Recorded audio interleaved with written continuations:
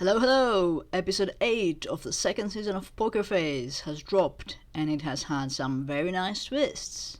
Let's look at all the cool details of the episode. As Charlie is trying to drown her sorrow over Bill's death, she gets in with a gang of conmen. Although I have to wonder, do you really need that many people to run a con? You'd be forgiven for conflating at least two Paul Newman films, as the setting in a billiards room brings to mind the flawless 1961 film The Hustler, while the whole con setup brings to mind the delicious Sting.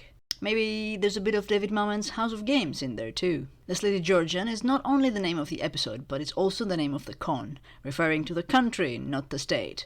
And in case you were wondering, Lari is indeed the name of the Georgian currency. The con is like the pigeon drop con, a con that has frequently featured in pop culture. In addition to the aforementioned Sting and House of Games, it has even featured in Golden Girls. We have several reunions.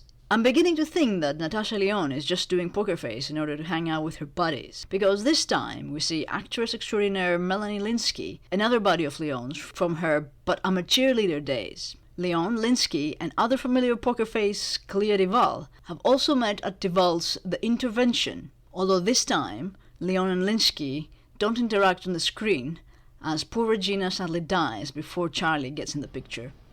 And honestly, given Lynskey's turn in Yellow Jackets as an unassuming housewife / murderous cannibal, I was kinda expecting her to be the con person.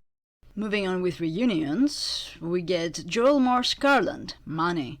The Muscle, or the Consigliere, depending on who you believe, is another Orange is the New Black album. His partner, Robin, or Sketch, is portrayed by Brenton Sexton III, who was also in Russian Doll, Lyonne's critically acclaimed Netflix hit. Meanwhile, I wonder whether Ryan Johnson met John Cho while they were both voice acting for an episode of BoJack Horseman. That's a stretch, right? Or maybe the Poker Face casting focused on people that had starred in The After Party, which also featured Sam Richardson from the previous episode. We get several pop culture references. Gaeta, the Money Man, claims to be like the numbers whiz from the Ben Affleck movie, which Charlie takes to mean Good Will Hunting, but which Gaeta means The Accountant, which really got everything wrong about what accountants do, and has a sequel out. In all fairness, I would never refer to Good Will Hunting as the Ben Affleck movie. We also get a lot of referencing of Dexter, the serial killer that only killed other killers. Except he didn't, did he? I thought that old IP had lost its luster after all the sequels and prequels and spin-offs. Anyway, Charlie tells the con man that he's like Dexter, in that he only cons con people. Except he doesn't, does he? She then repeats the line to Manny when they actually do con the con man. Maybe Charlie had binge-watched Dexter recently. Charlie also sports a really cool Fleetwood Mac shirt from their later era. We get Mick Fleetwood and Stevie Nicks in the classic pose from their legendary Rumours album. And I'll be listening to Fleetwood Mac for the rest of the day, thank you very much. Finally, the gang's resident actor is seen reading On Method Acting by Edward Dwight Easty. I bet it wasn't even a prop, but it was just in one of these guys' actual bookcase.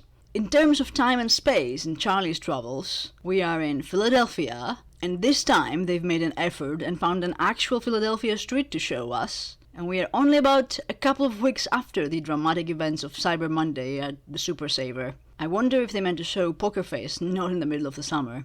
But we'll take what we can get. That's it from me, let me know what I've missed. If you like this, I've made some other Poker Face videos that you might enjoy. As always, thank you for watching.